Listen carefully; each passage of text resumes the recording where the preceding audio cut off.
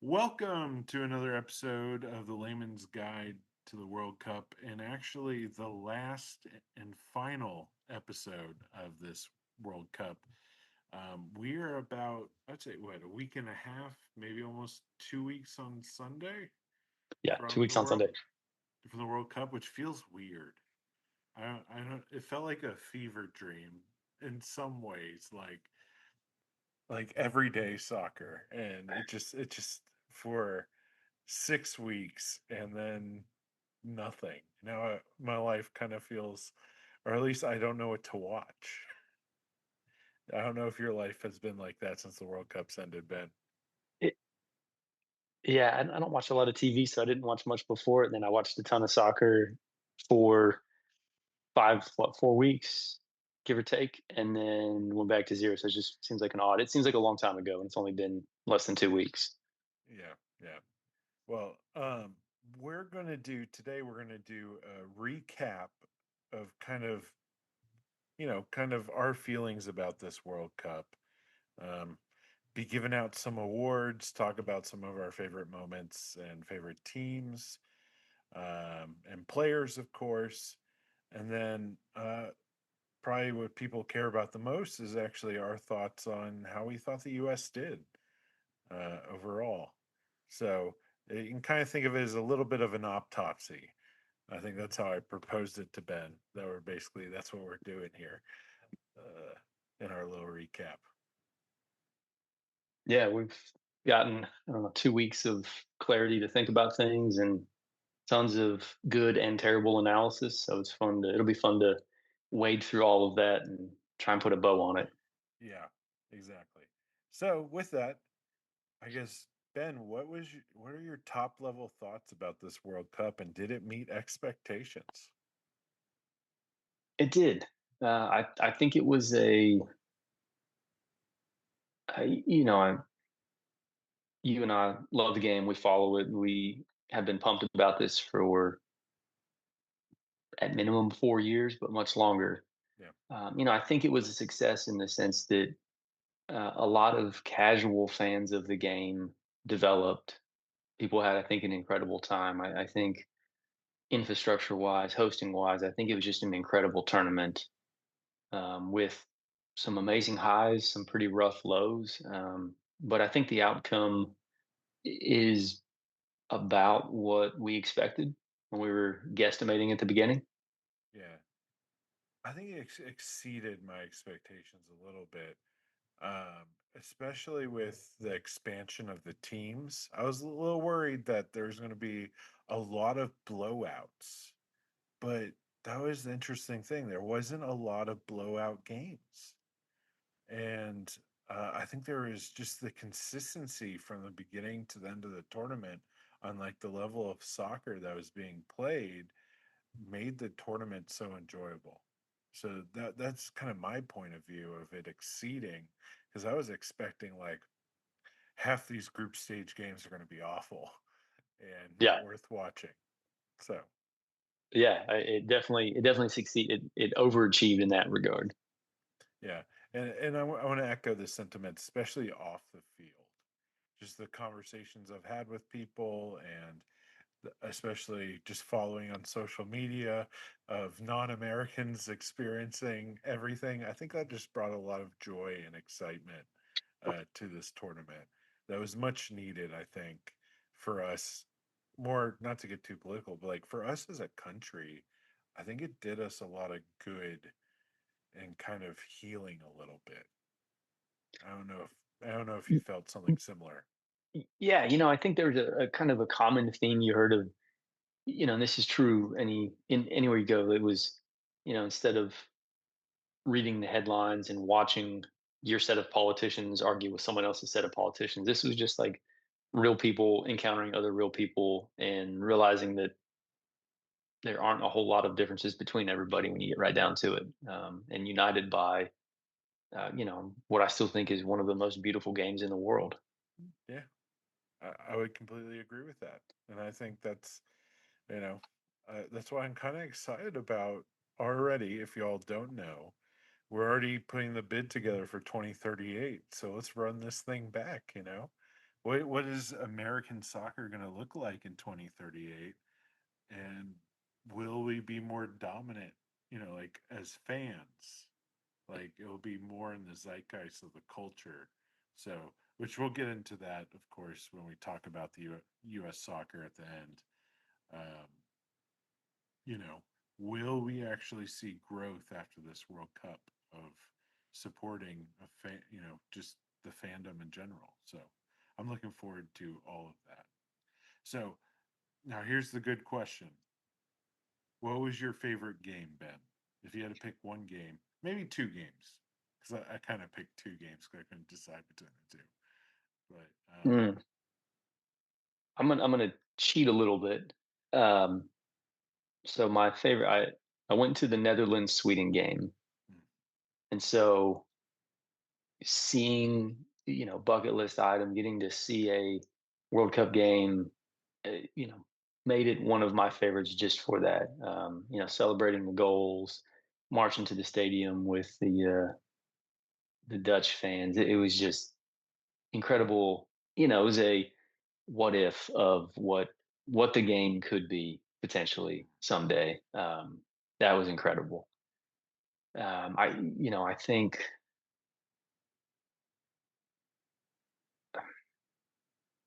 it, I think I'm going to say the Spain France game mm, was probably my favorite game to watch in the tournament. It was just a master class in incredibly technical, beautiful football. yeah, that was definitely watching that game with a lot of teenagers who were rooting for France over Spain. Uh, and just watching the clinical way that Spain just shut down that France attack, man. Yeah, it was one of the more impressive things I saw in Yeah, the entire tournament. yeah. Um, I guess I have two, just like you have two. Probably the most fun game was that third place game. I was just that was just I mean, it really felt like an exhibition in a way, Oh, but it was just it was kind of just fun. Um, I, and a I, goal fest between two I, powerhouses. I'm of the opinion that the third place game should be abolished. I think it's a Yeah, waste of time. yeah, I get that.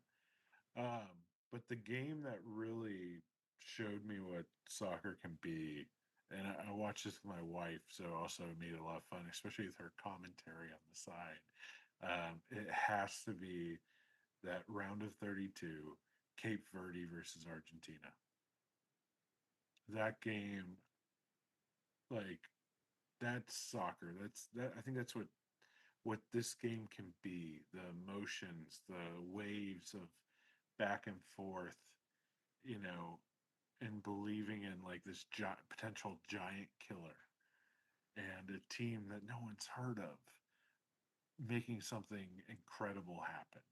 I think that if you point to that game, that's the beauty of like soccer is a sport that anyone can beat anyone on any given day.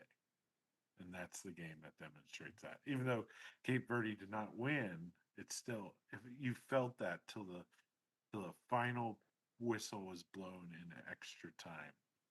It just felt like that. Like I was Yeah, still rooting. I was still, and they were still attacking and going. And man, that was there's just so much. You just felt the game the whole time, you know. And I got a lot of texts from people that don't watch a lot of soccer, and they were like they were at a restaurant or something, and they stayed longer at the restaurant because of the excitement that was going on because of the game. So I think that's definitely something we can point to as like something that's a beautiful game can really do. yeah, absolutely. So, so what team or teams wowed you this tournament? The two, I think the two that I enjoyed watching play the most ultimately, and that's um, again, Spain was kind of my one of my favorites. coming into Yeah. this. I just love I love the that style of play, technical movement, and just kind of the death by thousand paper cuts, wear you down, find the opening, and strike. Yeah. And it's just and it lived up to expectations. I think, and you highlighted this when we talked at the outset. I think the inevitability of Norway's attack Yes. was fantastic to watch. And I think just seeing the whole team play, I thought was excellent. Really enjoyed that. And those are probably the two that I enjoyed the most. I mean, the U.S. was a roller coaster, and Yeah. we'll dig into that here in a little bit. But yeah, I think it's probably my two. Yeah. For me, it's more of a humbling moment for the team or teams that wowed you. Because you know, since I've been doing this podcast and what I was, talking through all the groups and everything like that, I was kind of down on all the African teams. Just because of the history of Africa being so inconsistent, with their teams. Like they rise and fall like the sun in the sky. And man, them as a whole, 9 out of 10 made it to the round of 32, and they were almost always hard to play against, and gave teams a run for their money. Like they really had to make things happen, and it was mighty impressive how far African soccer has come. It gives me hope for CONCACAF maybe one of these days, that maybe we can have a meteoric rise like Africa here. But there is, from uh, Ghana was really fun to watch, to the Congo, Hmm. really stretched some teams, to, of course, Cape Verde, of course. Morocco just looks like they picked up from last World Cup, Yeah, and Egypt finally looking like they're put together on the world stage. So, like, you had all these great African teams, and I was really impressed with all of that. yeah. No, I would agree. That was a fun. Going back to your earlier conversation, expanding the tournament to 48. You thought, oh, great, we're going to get a lot of blowouts, a lot of rough games, and some of the best. Think about the Cape Verde Spain game was one of the wildest group stage games of the you know what could have been. Yeah, What a moment. yeah, I agree with you. So, moving on, your best player, who you think's the best, from goalkeeping to defending to midfield to striker. Of course, I think we'll both probably cheat on this because we probably don't have one definitive person in each. Y- So you're welcome to add a couple people. So if you just want to go down y- goalkeeping, defender, midfield, striker, and just go in that order, you can go ahead and go. Yeah, I think it's kind of like in any sport, the winners always get the awards. I think Emi Martinez was probably the best keeper in the tournament. Yeah, Still, I mean, bluntly, the he is the reason that final went to extra time. yeah, Some incredible play, some incredible saves. I think it was tragic that he didn't get the Gold Glove, yeah, for that play. So I would say he's probably the best keeper in the tournament. What about yeah. you? Um, I kind of cheated here. I put goalkeeping in general. I think Okay. I think overall, as someone, for people out there that don't know, I played goalkeeper. So, like, the level of goalkeeping in this tournament was phenomenal. From shot stopping to just distributing out of the back to just like owning the box. Like, there is so much good goalkeeping, and I think that's what kept a lot of the games low scoring. Was especially like, the teams that were like a Cape Verde or like a Congo, Like their goalkeeping, or Carousel, if you remember, Carousel's goalkeeper as well did really well. Like Yeah. the way what kept these tiny minnows in the game was because of the goalkeeping. And then you have people like, I thought M.A. Martinez, yeah, he's the whole reason why that went to extra time for Argentina. Uh, he was stellar, even though I'm not a big fan of his antics, but I can't deny he is one hell of a goalkeeper. Yeah. And I mean, outside the U.S., of course, but I mean, like, there's like Manuel Neuer really hasn't lost too much of a step. Um, Kobel for Switzerland, I thought had a great tournament as well. So there's just like across the board, the goalkeeping was just great. So that's my cheat for that one, because I think goalkeepers don't get enough credit um, when it comes to everything. So, so how about for defense? This one's a tough one for me. I think there were a lot of great players across the board. I think Yeah, I'm going to say defense for me almost feels like goalkeeping for you. Like, I think there are a lot of great performers. There's a lot of great team defensive performances. yeah, There were multiple games where folks were finishing down a man and closing out the games. And I think there were standouts. I mean, I think, uh, but I don't know that I could single out one person, to be honest. okay. Um, for me, I was, the meme, like I was not familiar with your game. So I was really impressed from like semifinal onward with, because I watched Spain more intently, was Pau Kubarsi, Cabarruzzi. Yeah, yeah. 19 years old. Oh yeah, He's unreal. already he's already a stud playing for Spain. Um, and not just like a weak Spain, but a strong Spain. And he's starting for Barcelona. I looked at the stats. He already has 86 games for Barcelona in 19, as well. So it's like this dude, I'm looking forward to what he can become. He's kind of, for defense, he's kind of the Lamine Yamal for defense. Not saying he's the same type of player, but like that young, really good defender, and I'm looking forward to see what is his career going to look like, or is he going to be one of those people he started young and gets stunted, because of injuries and whatnot. So, Yeah, so how about for midfield? I mean, I think Pedri is hard to top. I mean, he had a great tournament. I mean, I think that's one of the engines that kept Spain moving. Is just they controlled the midfield in almost every game they played, and it was pretty hard to stop. Yeah, yeah, that's fair. Um, I kind of, for me, it was between two, and it was between Jude Bellingham, um, because I think England only made it as far because of him and Harry Kane. And I think he had a really good World Cup. Improved, he's still young, improved why he is a top midfielder in the world.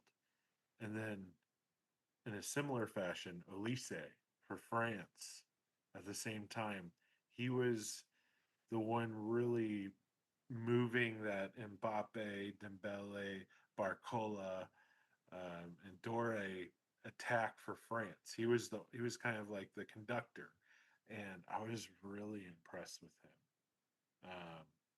Because also I don't watch a lot of Bundesliga. I mean, I remember him at Palace, at Crystal Palace, and then Hmm. how this season went for him in Bayern Munich. I watched a couple of Champions League games with him, but man,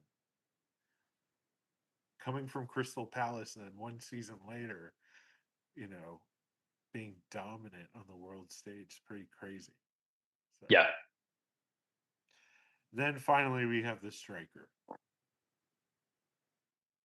yeah. I think for me, I think just from the like pure striker play, I think I think I almost have to say Holland. I think he had he had the most. I would say of any striker in the tournament, it felt like when a ball was coming in the box towards him, or he had the ball, like I'm just pretty confident he's going to finish it. Yeah, yeah. I If Mbappe was more of a pure striker, I would probably pick him. But he felt way too much like a winger that was central, if that makes sense. Yeah, So he was more of like cutting in and slicing up defenses. But I think like pure out and out striker, he would just appear, and you're like, you're on the edge of your seat on the couch. You're like, is he going to make something happen here? yeah, Like yeah, exactly. he would generate that excitement, and would just be clutch. So now here's the next big question: Who do you, th- which players underperformed your expectations? It hurts to say it, but I think the biggest one, and I think it was injury related, but Pulisic did not have a great Yeah, World Cup. I think he came in not 100% and you know um, aggravated an injury in the very first game, and he just was never. He was never him. He never was at club form yeah. in any game. Um, I and you think, could argue his club form the last few months has been a little rough as well. yeah, I think we got a small glimpse of it in that Turkey game, but that was it, and that was, Yeah. that was a throwaway game. We, we needed that in a bigger game. So, Yeah, but I think even in any game he played, I mean, you can see, the effect he has and the impact he has.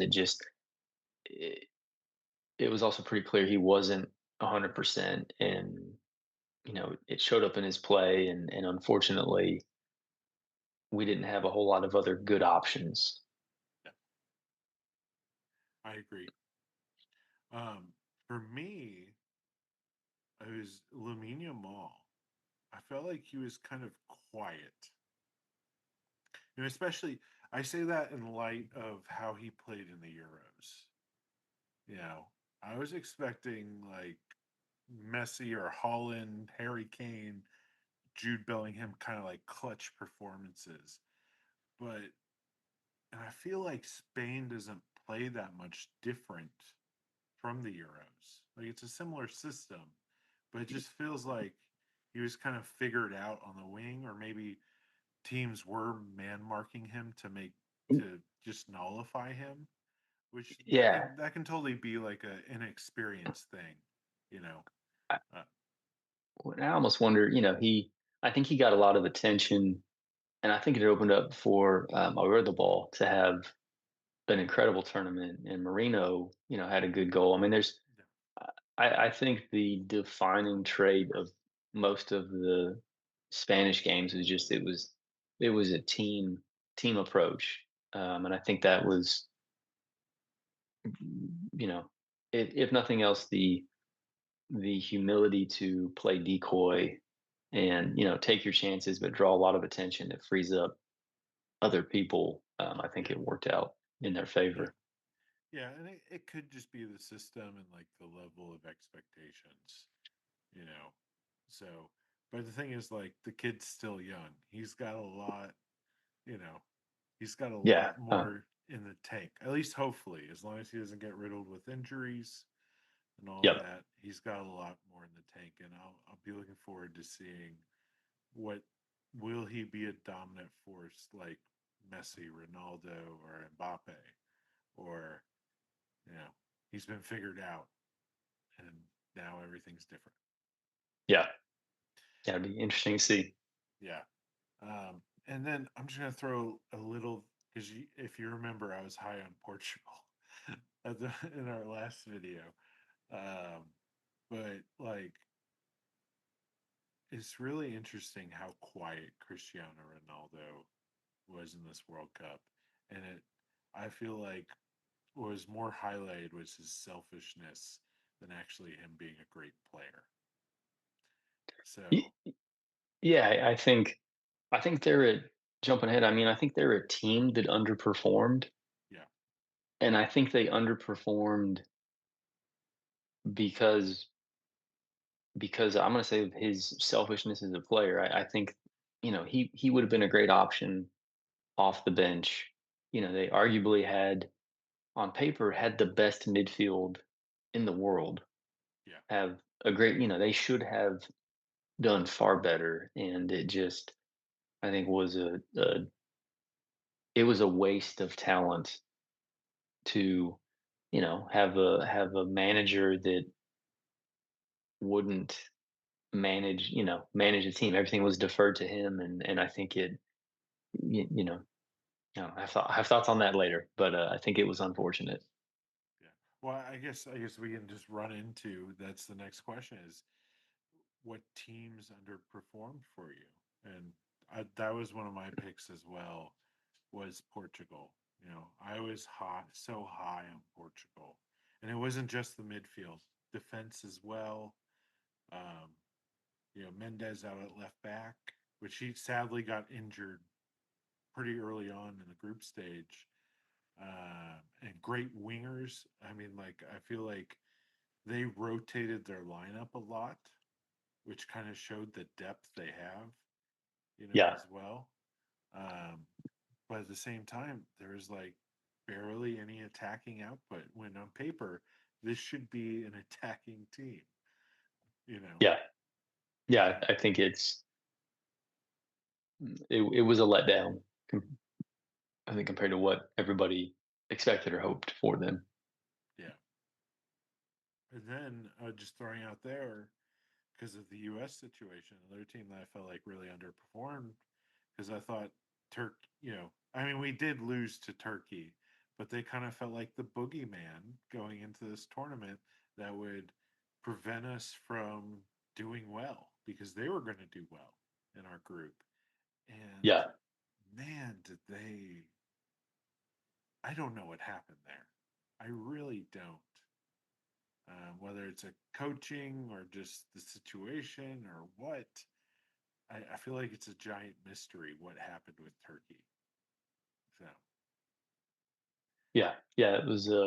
They were certainly nothing like what they were projected to be on paper. yeah, yeah. Do you have any other teams that underperformed? Nothing. I think nothing is glaring as Portugal in terms of a mismatch between what could have been and what turned out. Yeah. I might throw Germany in the mix, though, I thought about that, because but Portugal at least, did they go the round of 16 or am I drawing a blank? I don't. No, I no, don't because believe they had so. a, No. because, okay. Yeah, they did not. Yeah, they both of them went out. And I just thought how to Paraguay of all teams. Yeah, I think Germany was tough because I think a lot of folks. I think there were some questions on paper coming in, Yeah. so I'd almost put that as they more or less met expectations. Now was that um, you know I think I think they met realistic expectations. For the diehards, they underachieved. But in that same vein, you could say Italy was one of the biggest disappointments just by virtue of failing to qualify, which remains continually one of the more shocking things. Yeah. But I am excited in kind of this new era and this new cycle. Jurgen Klopp will be coaching Germany, which that'll be exciting. Yeah, yeah. I think they automatically you need to assume watch out for them in 4 years. I think they will be very interesting. Yeah, I think Jurgen Klopp's just that caliber of a coach. I mean, I'm not saying like expect them to win the World Cup, but they will overperform what they did this World Cup. Y- You can at y- least take that to the bank. Yeah, it probably doesn't bode good things for our pursuit of Noah Kai Banks, but Yeah. so be it. And then also Roberto Mancini, who won the Euros with Italy, re-signed with the Italian national team, which I think will be interesting as well. Hopefully that will fix so we can get two old powerhouses back, I think the world is a little better when the Italians and the Germans are playing good soccer. So now, Yeah, I think it's crazy. You think about in a tournament that's been 2030 will be the 100th anniversary, yeah, and you step back and you know only 8 countries have ever actually won the World Cup. I mean, it's the kind of staggeringly small number of folks that have done it. It's pretty wild when you think about it. yeah. So now this is going to be one of our little fun segments before we get serious about the United States. And I asked Ben, both of us are doing this, is 3 awards you want to get away, and these are made up awards. So these may not be your, like best player or something like that. These are uh, these are a little fun, and we'll just go back and forth with each award. Um, and I'll go first. My first award is not dead weight, and that is Arda Guler. I feel like he needs that award because I felt like he was the only when I saw the Turkish play, he was the only one that like really cared, and he was not dead weight. And especially came in clutch against when they played the U.S. at the very end of stoppage time to win the game. So Yeah, I'm super excited about him in the future. He's one of these young up and coming talents that I think has a lot of promise. Probably needs to put a little meat on his bones. But I'm really excited to see kind of where he goes as a player, especially he's playing at Real Madrid. So I think he can become a homegrown staple for them. So yeah. that's my first award. Mine is the Hollywood movie I can't wait to see, and that's going to be the Cape Verde soccer story. I Yeah, think that's, I kind of joke about it. I think that was one of the biggest feel good stories of the tournament. I think yeah, it was incredible. Really enjoyed that. That was a lot of fun. yeah. Maybe it'll be out by the next World Cup. Uh, Probably. Yeah, if they time things right. My next one is the Doctor. So if you like wrestling, this is John Cena's old nickname, the Doctor of Thugonomics, and it has to go to Leonardo Paredes of Argentina. Um, the dude's a thug, and I think that's the nicest thing I could say about him. Just what he pulled after the final was done, and honestly, I could probably throw this out to Enzo Fernandez as well, where it's just like have some class, like have some sportsmanship. But seriously, that's you're on Argentina, one of the premier teams in the world, yet you act like you're playing pickup soccer in the park. So that's my next award. My next one, it's a co-award. I'm going to say it's the GOAT debate has been settled award. I'm going to give to both Messi and Ronaldo because I think this tournament to me, I look at we just talked about Portugal underachieving, disappointing, and a big part of it because Ronaldo, you know, I mean he is at the end of his career. He's not the player he once was, and you could argue in a lot of ways held that team back. Yeah, Um, you know, it still blows my mind that I know what their ranking was, but it blows my mind that Argentina made it to the final with essentially Messi doing ridiculous magical things to create openings and opportunities and pulling these games out at the end of time and extra time. It just was and doing it at what 38, 39. I mean it was to me the best of this generation. Um, yeah. And I want to echo those sentiments. Like Messi didn't walked most of the game. So, but still, he was able to like just pop up in these moments when Argentina needed him, like the bat signal, going y- off, and he just do it. Why couldn't Ronaldo do that for Spain or for Portugal? You know, Yeah, I mean, they play different styles and different games, and Messi's kind of always, done that, and I think you can take a deep dive into his strategic walking. But yeah, I think it just he's done more with less physically than and still doing it, which is impressive to see. my next award doesn't go to a player. Mine goes to a country itself and their fandom, uh, and that is they may love Texas more than Texans award, and that goes to Japan. I don't know if you watched all the videos of the Japanese fans and their just excitement around Texas barbecue and just everything.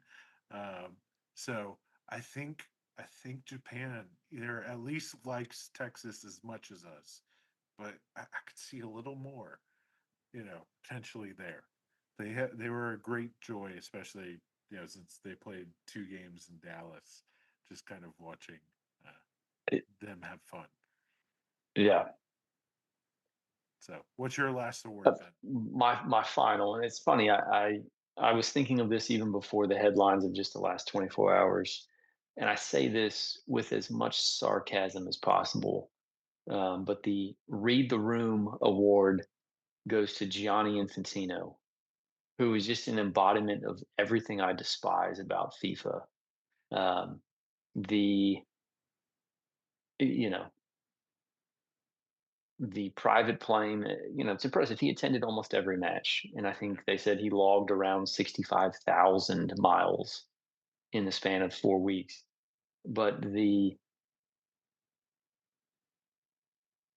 waste of resources to do that, and then to turn around and the colossal, um, you know, just the blatant, I don't know, everything FIFA touches turns to garbage, it seems. And the headlines of their attempt to sell out to venture capital an investment stake in the last 4 days, and it appears that's going to fail, thankfully. But just gosh, FIFA has had terrible leadership for decades, and it kills me. As much as I love the World Cup and love this game, I hate FIFA so much, and I would love to see change because it's such a waste.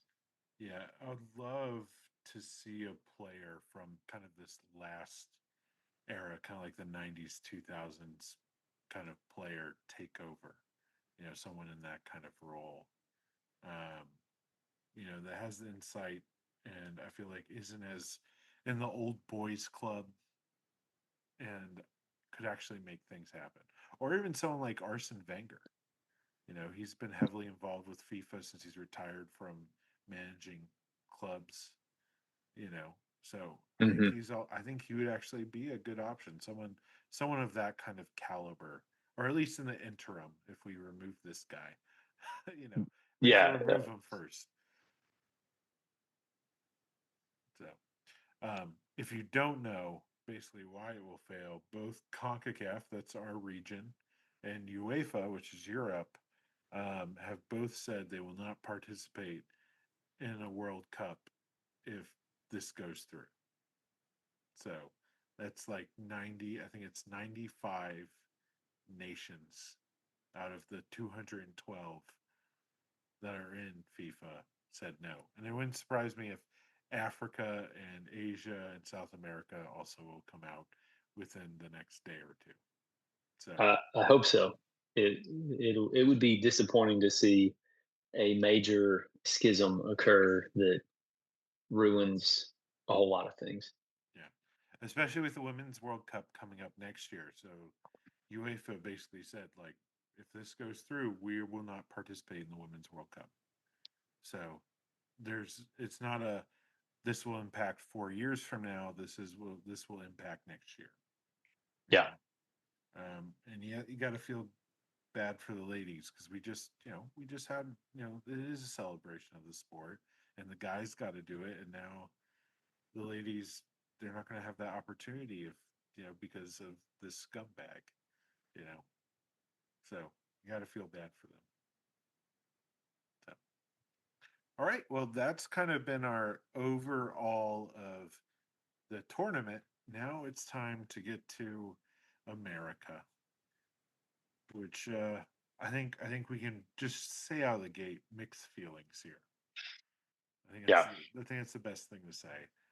So, what is your top level thoughts, Ben? And was it a success?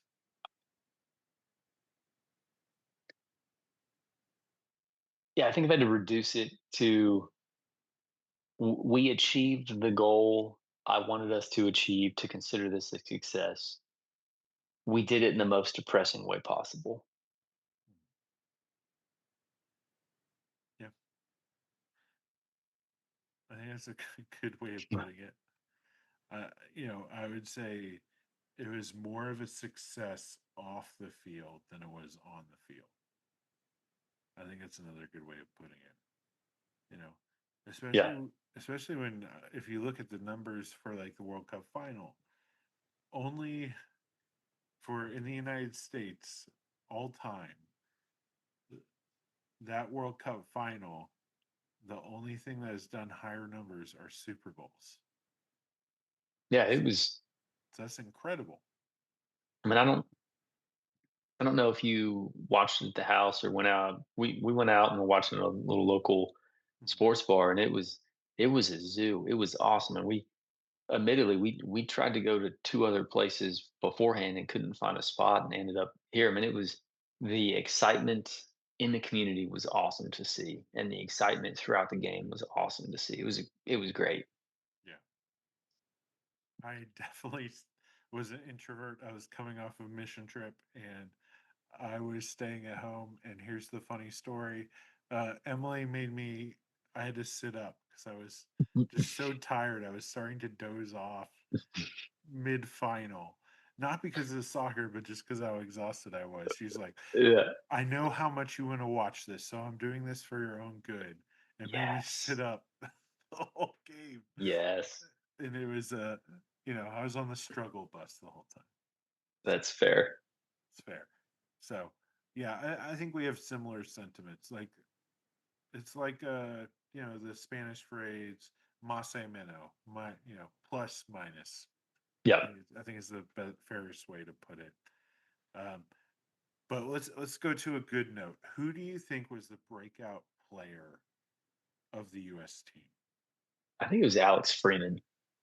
Mm, think I think people and I'm gonna say to me, like I knew he was pretty good, but I don't think I realized his potential until the tournament. I was impressed, and I think if his growth continues, I think he's going to be in a good spot in the yeah, future. yeah. I think if he could start at least half of Villarreal's games this upcoming season, I would like count that as a success. And Yeah, I think he'll get and they're playing Champions League as well, so I think he'll be able to do that. I mean, that'd be crazy if he starts every game. But Villarreal finished third in La Liga, so they're not like a chump team. They're a yeah, solid team. So, but it'll be good for him to fight for that type of position. He got minutes at the end of the year, so yeah, I was definitely impressed. But he's not my breakout.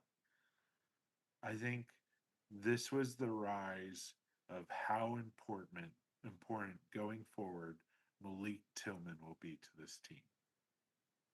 I think that was the breakout for me. Um, because it's always been Adams and McKinney. That's our center of the park, hmm or like the difference maker will be Pulisic. But I think what solidified it for me was those two free kicks, yeah. especially Those are down to 10 men and put the game away against Bosnia. Yeah. And so, that probably was the moment of the tournament for me. I mean, I was out of town with family. We were in the middle of nowhere, and I was streaming that game on my phone. Had just enough signal to do it. We were casting it to a little projector we had brought along, and we're watching it on like a bed sheet hung up on a wall, and we were losing our minds. That was what a goal. Yeah. yeah. And I remember texting you like, "I am so glad we fought instead of parking the bus." Yeah. Oh yeah. Yeah. Right? Well, I think that's the Tuchel strategy, and that did not work at all. Yeah. So then to separate that, you know, who do you think was the MVP, best player, most impactful player? However you want to phrase it. I know MVP is, usually the Mm, go-to word, I, but who do you think that was for this U.S. team for this tournament?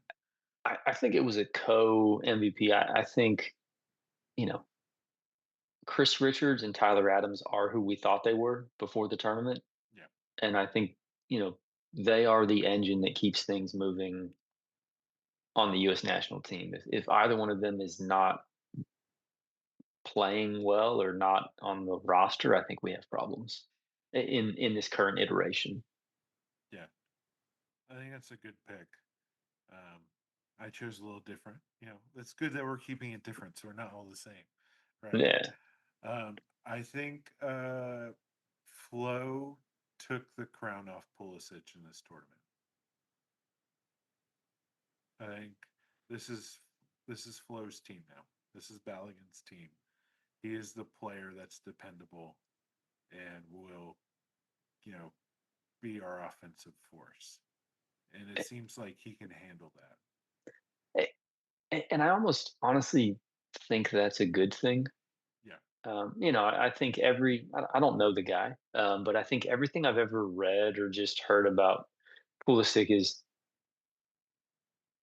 I almost feel like he's been made into, you know, the Captain America nickname. Like I don't that doesn't fit what I know of his personality or what I've read about it. Like I think if anything, if this frees him up to just go, he's not a vocal guy. I mean, I think Tyler Adams and Weston McKinney are the vocal heartbeat of the team. Yeah. Balogun being the focus. Like I think if this frees up Pulisic to just be an incredible winger and really, I mean, his gift is setting other people up Yeah. and freeing up opportunities and the vision to do that. And I think if that was the narrative coming into people were like, well, pushing him to be more vocal and louder. I just think that's not what his personality is. Yeah. So for one, I'm kind of curious to see if this is a good thing for everybody. Yeah. Which just something you pointed out in our previous episode, the kind of the mentality of Pulisic um, as kind of being one of our weaknesses. And I think that showed in this tournament. And hopefully, this is maybe the solution. So I probably know your answer because we've already talked about it. But the most underperforming, I think it's still Pulisic for you. I think it is the other one I'd almost put here though is we had questions about the roster selection coming in that I think were justified in what we saw in the friendlies in the tournament. I think the what if of you know why why rolled on over Luna. I think is a big what if. I think gosh I've even blocked his name because it made me so angry to watch him play. But um, why some of the defensive choices that were there's a pretty clear drop off after the I'm going to say even after the top three. Yeah. I think there's some valid criticism of Poach's selection um, on those items that I hope if he sticks around like all the headlines seem to indicate that given more time that we can strengthen those areas and I think about actually the other underperforming and it's not really underperforming but I would say performed to the level of expectation we had was the goalkeepers. I think Freese had a pretty terrible tournament, all things considered. Yeah. Um, finishing, the fly on the poop sandwich was the Belgium game, which was just a really bad all around game that was pretty disappointing. Yeah. No, I agree. I'd put our bench um, as the underperforming. You know, there wasn't. I mean, um, I won't get into it right this second, but there's a player that I thought overperformed that was on the bench. But you know, the players that played coming off the bench, and I guess there's a couple that really only got like 5 or 6 minutes. It felt like Haji or Zendeos. But like the general go-to subs kind of felt like, yeah, we'd have no depth. They just proved that. And Yeah, like it was disappointing, you know. Um, so I think that's the underperformance is we don't have much after the starting 11. So then, who do you think overperformed in the U.S. shirt? And you can kind of differentiate that as, you know, it could be, you know, bringing up Alex Friedman again of like, I thought you were this, but then all of a sudden you made things happen, I guess. Um, just someone that's like, you're like, where the heck did that come from? You know, however you want to put it, you know, when you mean yeah, overperform. yeah. He's probably the one that comes to mind. I knew he was good enough to start, but I think he was better than I expected. Um, I think that's case in point to the underperforming bench. I think the downside is that I struggle to think of anybody else that really overperformed in this cycle. Yeah. I will throw an honorable mention. Tim Ream overperformed a bit. That's fair. Yeah. Yeah, I was. Because we were like he's dead weight. You know, why is he even playing? But I think at least in the group stage and in the Bosnia game, it was really going up against Belgium that was like so exposing to him when it's like an elite level team. But you know, the other games, I was like, huh, he's being pretty solid right now, especially when he's next to Chris. Um, so, but the one I thought of actually was who I thought overperformed. Mostly has to do with his grit in the games, and that was kind of Sebastian Berhalter. I thought overperformed enough to be like, you're not completely useless. You have some fight in you, which I like, and I know we're missing. Um, I wish he had a couple other attributes that would have made you perform, you know, like his speed or, you know, if he had better, you know, more was more athletic, but the dude at least especially like in the Belgian game, he was at least fighting, I felt like, and actually wanted to try to do something. So I think he, you know, as we say, that dog in him. He at least has that in him. Yeah, yeah. I think he was. I don't think he's a starter. I Yeah. think he was a good sub off the bench. I'm really curious with his transfer to, I think it's Middlesbrough, Yeah. um, in the championship, like what that looks like for him. Um, but yeah, it was. I think he did better than expected. Yeah.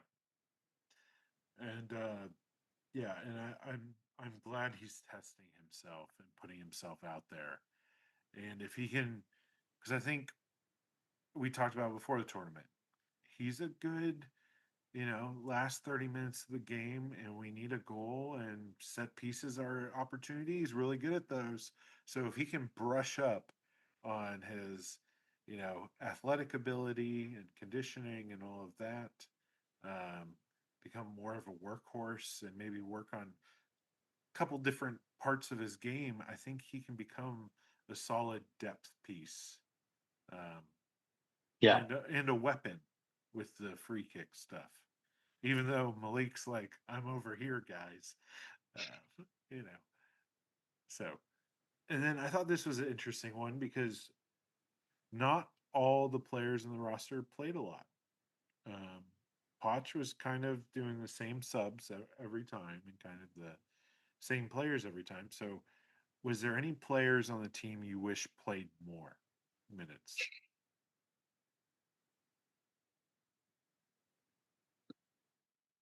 I don't think so. Just because our drop off from the starting 11 felt so drastic.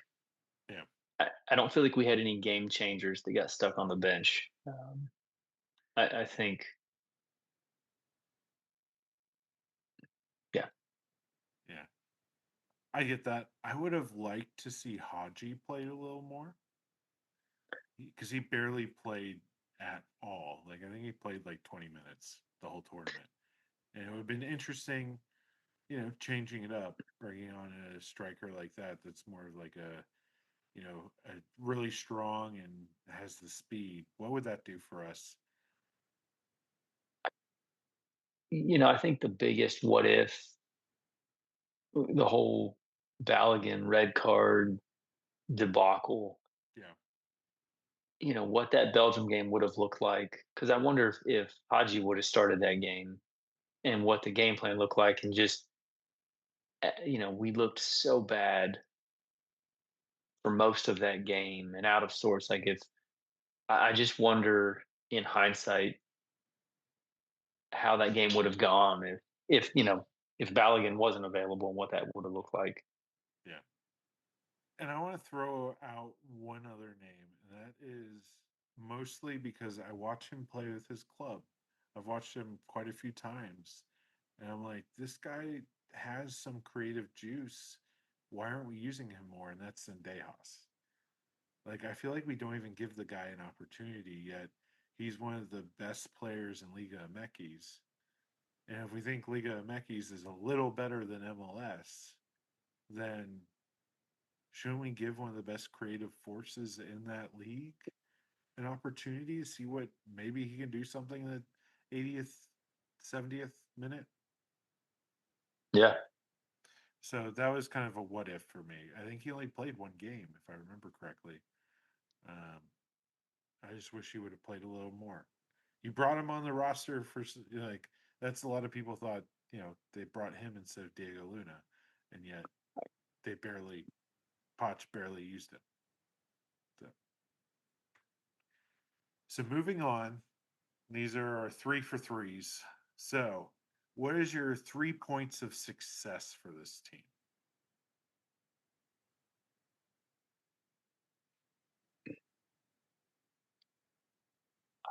I think it analogs really well with the three group stage games Mm-hmm.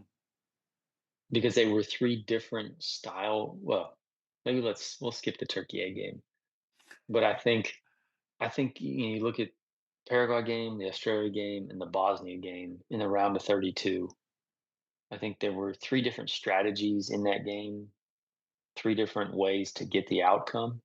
And I think those are really, you know, I, I mean, coming out of the gate and blitzing Paraguay, incredible feeling. I mean, that Yeah, was, I don't think,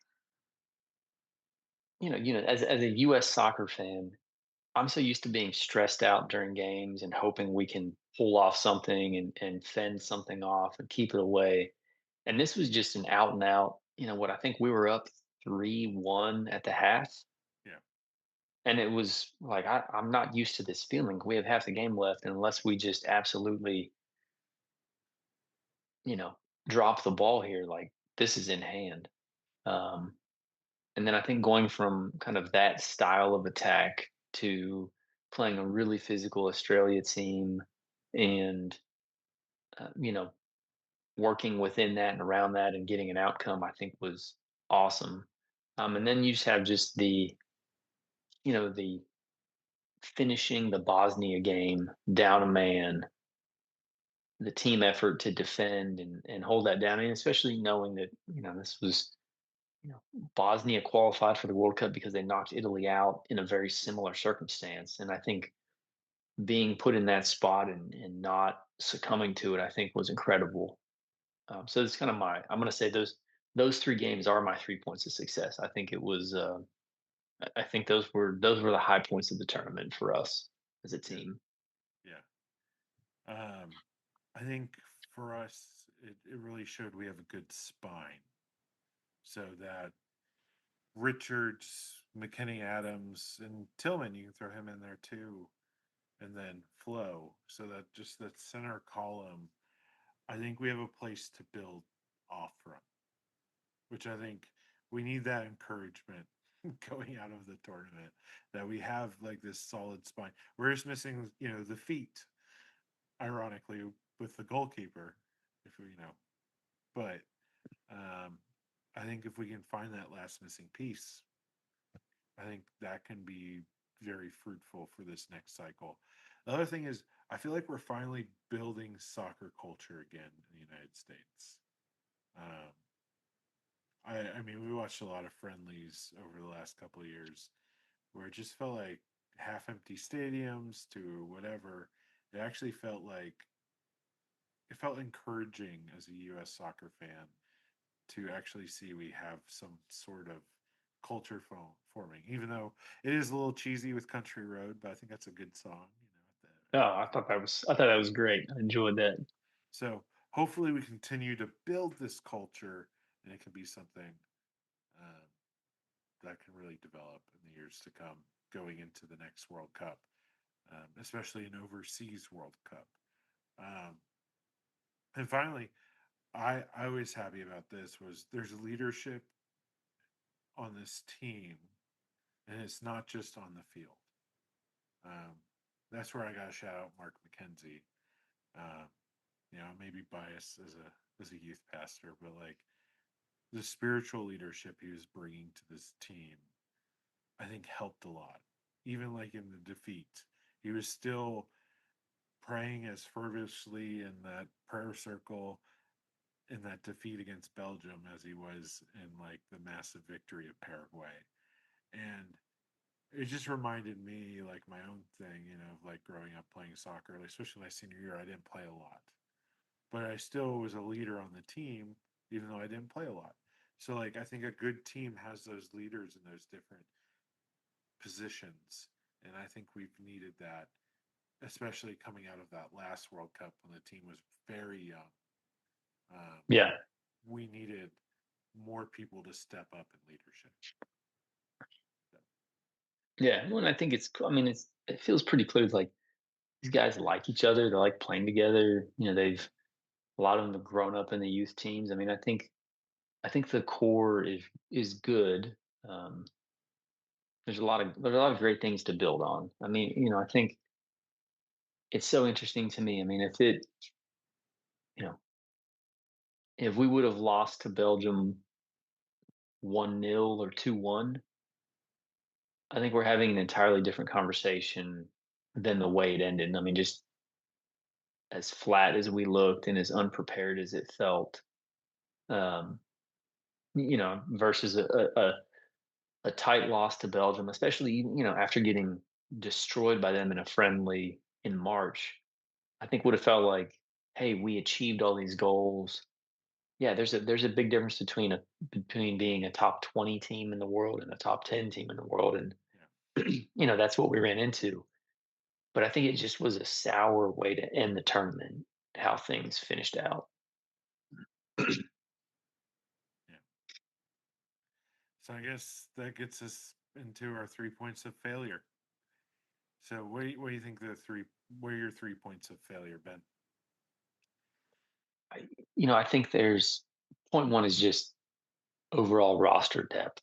It just doesn't exist right now. Yeah. My hope is that in the next 4 years we build up more of that. I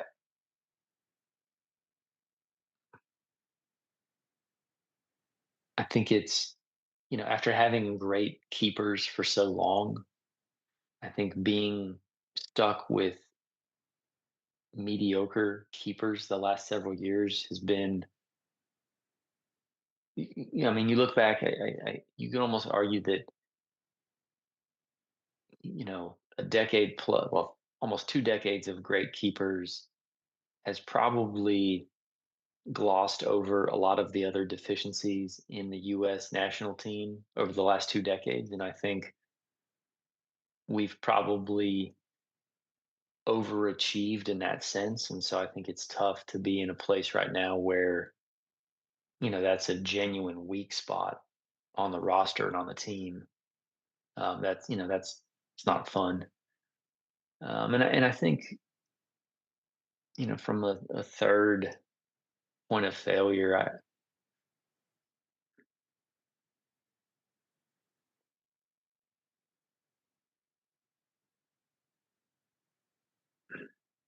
Gosh, I hate how it ended, and I don't know if it was getting out coached. I don't know if that was just getting out.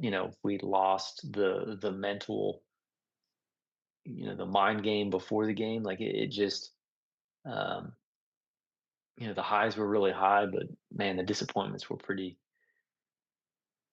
low. Yeah. Yeah, I have to echo the depth and the goalkeeper. I might throw in also, I kind of made a note of, do we really have to make them always play with their feet so much? Like that doesn't seem like, which that seems a common criticism with modern soccer in general. Of like, if you have a goalkeeper that's not good with his feet, don't play with his feet all the time. But um, my third one is a little different. Is that I feel like, which is my criticism of Potch, is that we come up with a game plan, and if that game plan failed, and this isn't the first time this has happened multiple times with Pochettino. If our game plan fails, there's not a backup one. We just kind of throw things out there. I mean, it's awesome. I think we've approached the different games a different way, but it's like we had that one approach for that one game. We didn't think of something else for the if that game plan goes wrong. You know what I'm saying? Yeah, And I think the second half of that Belgium game was like the perfect example of that, where it's just like everything in the kitchen sink, and there was no real like structure or what have you to reform and refocus. Um, so I think that's, especially if he's coming back, I think that's what needs to be worked on this cycle. We should have a backup plan. It's okay to have a backup plan, you know, and we've already shown we can play in different ways. So let's have a different couple approaches to each team. So yeah. that's my thought. So, what do you think needs to improve for this next cycle? And for those at home that don't know, we keep on using this cycle. We mean it. It usually means like the end of one World Cup to the next World Cup. So that's what we call a cycle. The 4 years of every World Cup. So Ben, what do you think needs to improve for this next cycle? I think depth is probably the biggest thing that needs to improve. I think the other thing is pretty clear is, our as a roster, technical abilities need to improve. I think, you know, it doesn't work to just play the long ball and out athlete people.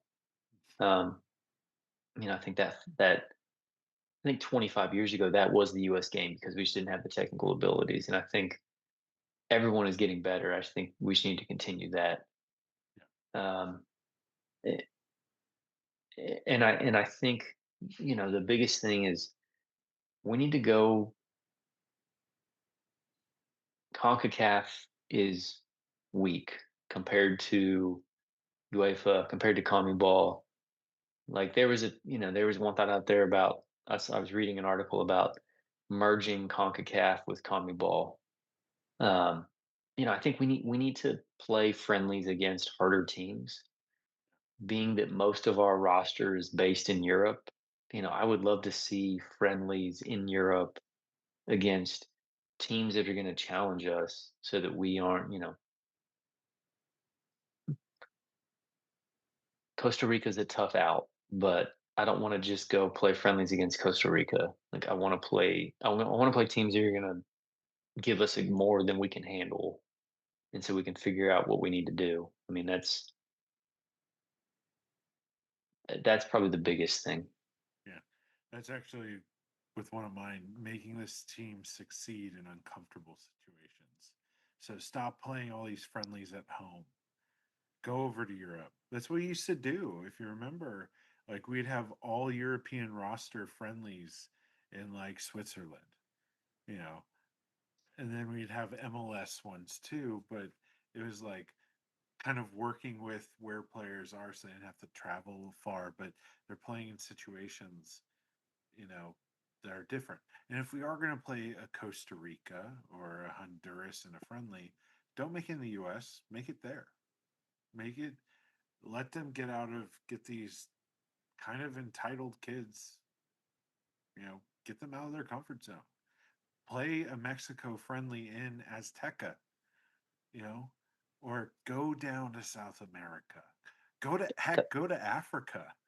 I gushed over African teams earlier, but go play in Africa where the infrastructure is not as great. You know, we just need to get out of our comfort zone of the U.S., especially since we are playing a foreign World Cup this next cycle.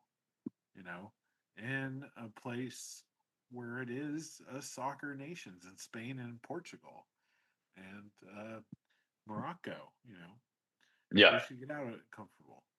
Um, I think also the commitment level needs to be amplified for this team. I want to go back to that Gold Cup last year. I I I feel like Pulisic. I feel like all those guys that walked away from that tournament, not to play in that tournament, should have played in that tournament. Like it should be one of your greatest desires to play with this team for the greater good of this team. Clint, Landon, you know, Bocanegra, Howard, Jones, you can keep on going out. They never missed a chance to play with each other. It was only injury that ever took them out. They never missed a chance, whether it's Confederation Cups, Gold Cups, what have you. They always took the opportunity. So I think we need to bring up that level of commitment with this team, but not just like because we want them to be diehards for the United States, but really also just so we get as you know, much time as possible to produce that chemistry and Yeah. get used to those tactics because it's not like a club situation where you're on the training ground every day, you know? And then finally, echoing the depth. I think specifically, we need some super subs. People that can potentially, they don't have to be like the greatest thing, but, like I remember when closer to the last World Cup, like bringing Gio off the bench was a big deal because he could change the game a bit. Even Haji had that. If you remember that Jamaica game where they Haji and Reina changed everything up and we got through in extra time because they changed the game and got us 2 goals. You Yeah. know, we don't have that, but that's an opportunity for some of these young players that are 18, 19 that we know have a lot of potential. Let's see what they can do. Can they be game changers?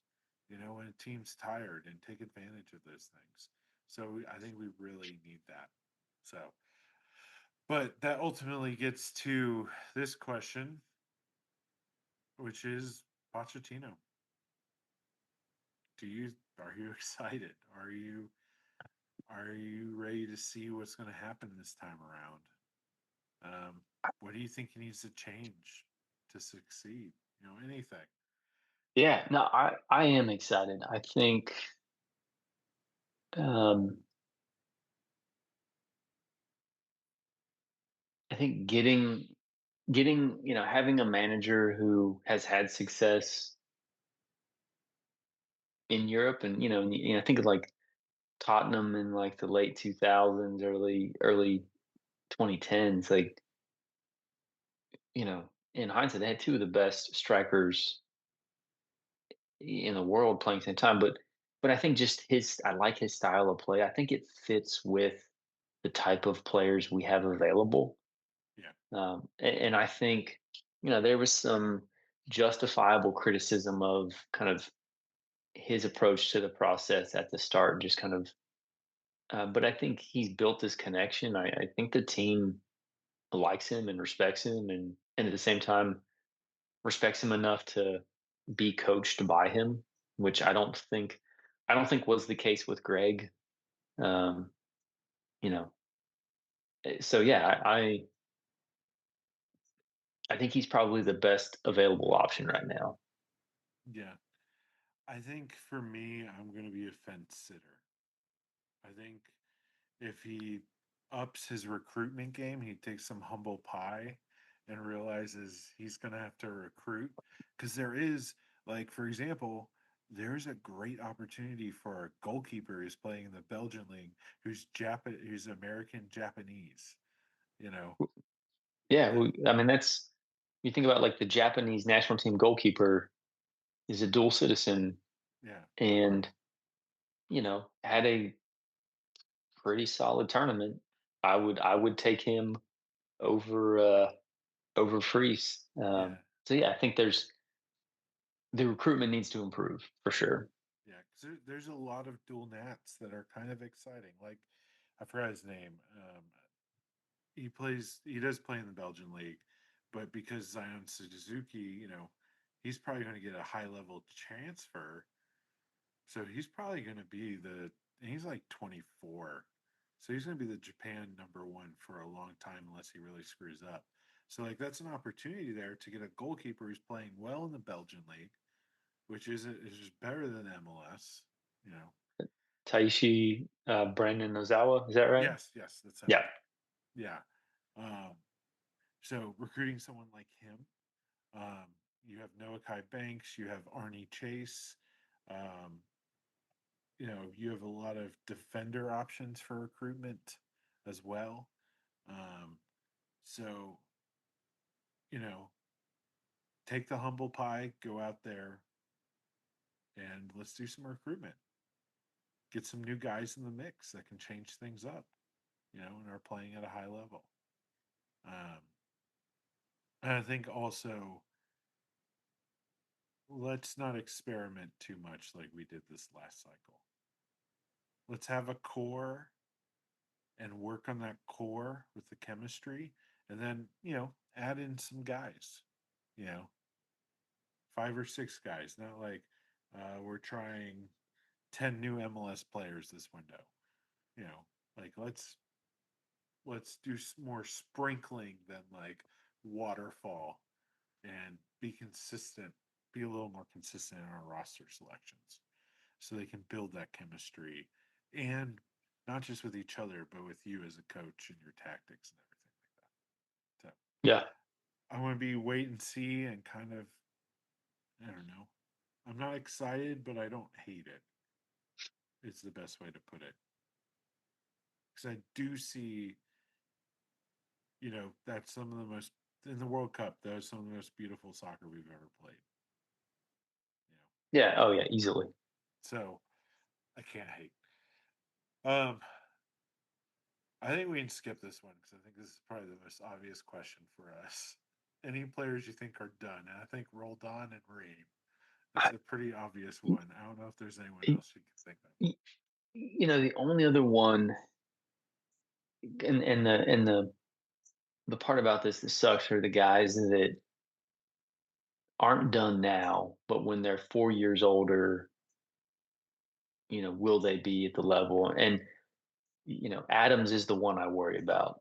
Um, Yeah, that injuries. Yeah, I mean he's incredible. I love everything about his style of play, what he brings to the team. I just don't know if in 4 years he will be able to play at the same level, Yeah, yeah, which would be a bummer. I mean, Pulisic's a question mark to me. Like, where will he be in 4 years? I don't know. Those are the two. And maybe you could put McKenny, kind of the three oldest guys in that mid range end of the spectrum. Like, what is things gonna what are things gonna look like in 4 years? I'm not sure. yeah, yeah. No, I get that. I think of also like Anthony Robinson will be, I think, 32. Yeah, Is he still going to be able to play? I mean, to be fair, Demarcus Beasley was playing at a high level at left back at that age too. So just to be fair, yeah. No, I think it's definitely I mean, all those guys, I hope continue to develop and get better. And yeah, they may not be at their athletic peak in 2030, but if they're compensating, if they're, you know, overcoming that with veteran savvy and able to do some of the things they do, like they're still absolutely in range. Yeah, But we'll see. There's a lot of time between now and then. yeah, yeah, and that should be an encouragement also for anyone for the for just the team in general. So, um, is there any exciting prospects you have that you've been following that you're kind of excited to see get some games with the U.S.? I think the biggest name, most intriguing one is probably Kevin Sullivan. Yeah, Um, I can't say that I've watched a lot of his games, but I've heard a lot of good stuff, yeah, and so he's probably the biggest name.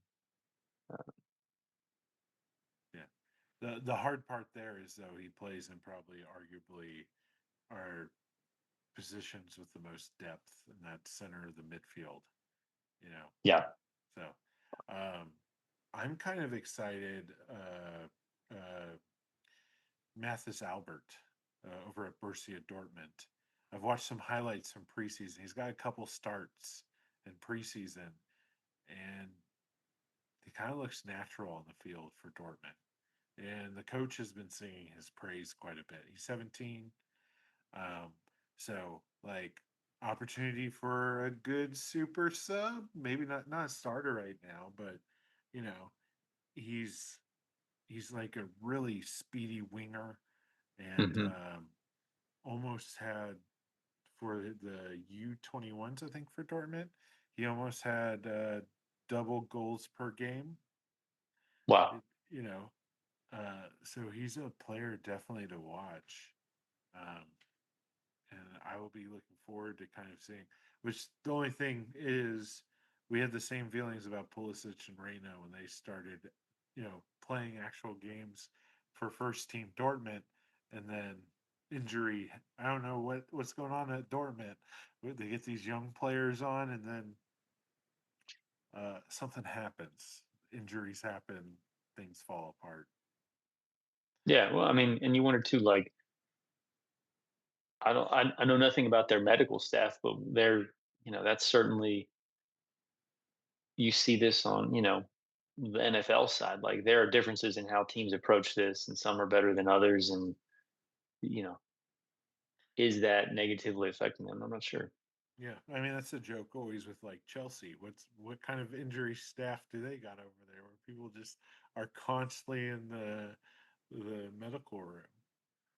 Yeah, Like a different culture of how they approach fitness and training can be a big difference for a lot of players, especially at crucial ages where you're still growing and still developing and all of yeah. that. So, is there any hope for you for some transfers for the U.S. team? Just because for those at home, how soccer kind of works is players can be transferred from club to club, league to league. We're in the summer transfer window. A lot of players are moving because they had good World Cup performances for a bunch of different nations. Um, so, um, for some U.S. players, this can be a good opportunity to challenge themselves and push themselves forward. I I'm gonna say the biggest transfer that doesn't seem like it's happening, which I'm pretty excited about. There was a lot of talk about Pulisic leaving Milan at the right around this turn of the year. Yeah, And I think the dip in form for him has kind of reduced interest, and also Milan has been everything I've read. They're pretty set on keeping him. Um, I think with you know, Amorim did not do well at Chelsea, but there's the you mean whole. you mean United? Oh, I'm Sorry. sorry, United. Pardon me. I think the big money approach, but that both United and Chelsea took with the managerial, bringing folks up and just throwing money at a problem. But I think stylistically, y- you know, Amarim's style of play and Poach's style of play. have some interesting overlaps, and I think this could be a really good non-transfer for Pulisic to. I mean, I think if anything, like not only bump the stats, but I think even just like mentally get him back in a better place of playing well and doing well. I think would be good for him and good for us. Yeah, and Almiron already said that he wants to play him as a winger, Yeah, which which playing false number 9 for like half the year was not great for him. no, that's not. He's a winger. That's where he needs to be. And so I think I'm excited. Maybe with I don't know. I think there's a lot of cool potential there. Yeah, I think for me, I think good on Sebastian Berhalter. I think that was one that I think needed to happen. Let's Yeah, see if you can get to the next level. Um, I think Luna needs to go. He needs to go somewhere, challenge himself outside of MLS. I know there's rumors that Liga Mekis, but I think like the Dutch league would be perfect for him right now in his development. And that also goes into another guy. I think Gio. Let's get him out of the Bundesliga. Let's go to either the Belgian um, or the Dutch league, and let's refine himself. I mean, he's still young. He's what, 22 or 23? He's yeah, still something crazy like that. he's still which is weird because he feels like he's been around forever.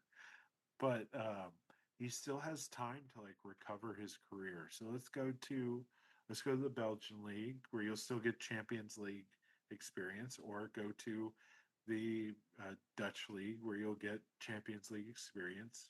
Playing for a big boy, and but at the same time, you're not going to get the brutality of like the German league or the Premier League when he had this little spell at Nottingham Forest, and actually lets him get healthy, get a string of games, and get that confidence and swagger back. Even if it's just Yeah, a loan, I'd be yeah, happy with even a year loan. I just think he needs to do that. And then finally, let's get some of these goalkeepers. I know Freeze is linked with Celtic. Um, let's get some of these guys out of MLS and get some, because I don't think the MLS goalkeeping pipeline is really developing our goalkeepers. Let's get them uncomfortable and put them in new situations and see if because at this point with goalkeeping, we're just like, let's try anything at this point. Y- yeah. I mean, the other one that I was just looking up in the background. Gabe Slonina was Yeah. another one. He was I think with the Chicago Fire, transferred over, was with Chelsea on kind of their second or third team. I think he's now transferred to a League N team potentially. No, that's not happening anymore. Oh, okay, A different Chelsea goalkeeper who's higher in the hierarchy is going to, because gotcha. that's the team that the Chelsea owners own as well. Yeah, Strasbourg, I think it is. yep. That's where Rossignol came from, I think. Yeah, it was. Yep, So it's Jurgensen, I think, is going now. Um, because they're thinking about buying a new goalkeeper, so people are getting down the pipeline. Chelsea and goalkeepers. They collect them like they're Pokemon. Um, so, but I know Diego Cochin got a loan to the Danish league. He's a young prospect out of the Barcelona academy for us. yeah, He's already played his first game of the season. Um, Looked a little shaky, but at the same time, he's not playing for like a stellar team. So um, it's good to get those jitters out. But he had a couple good shot stops.